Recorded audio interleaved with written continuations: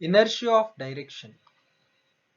By definition, inertia of direction, it is nothing but it is a property of a body by virtue of which it opposes the change of state of direction. Means if a body was moving in a certain direction, if we want to change the direction of a body, the body try to oppose it to change its direction, and that nature we call it as inertia of direction.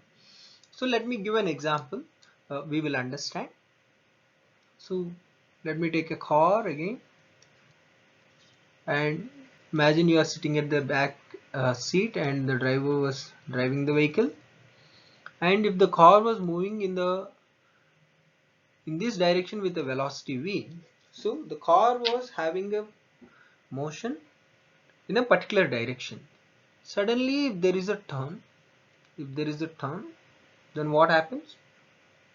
If the driver try to change the direction of the vehicle, then have you ever experienced an outward jerk? Right?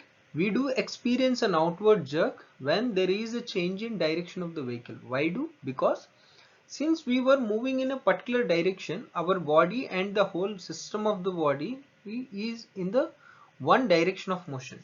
But when the vehicle is trying to change the direction of the motion, but our body doesn't want to change its direction of motion. So what happens? It says, it tends that no, I don't want to change my direction. I want it to be in the same direction. So that is the reason why we feel a tendency in the outward direction. So this effect is due to inertia of direction. So not only this, even when we see one more example, if there is a motorcycle, uh,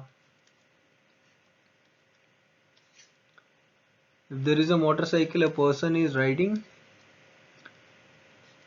consider like this. And have you ever seen there will be mud guards? Why these mud guards were provided? Because when the motorcycle is moving on the water surfaces, what happens? The water particles will stick to the tire. But the moment when the vehicle was moving, the water particles, when they comes out of the tire, they will move tangentially. So that means the direction of the water particles will be remains constant. So they always try to move tangentially. If there is no mud guard, what happens? Our clothes and our dress will get spoiled, because these that particles and water particles will strike our clothes. So that is the reason why we use a mud guard to protect us from the mud.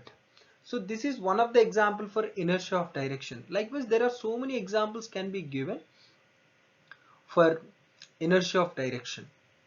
So finally, I can say one word about inertia of direction, which is nothing but it is a resistance offered by the body to not to change its state of direction of motion. It's called inertia of direction.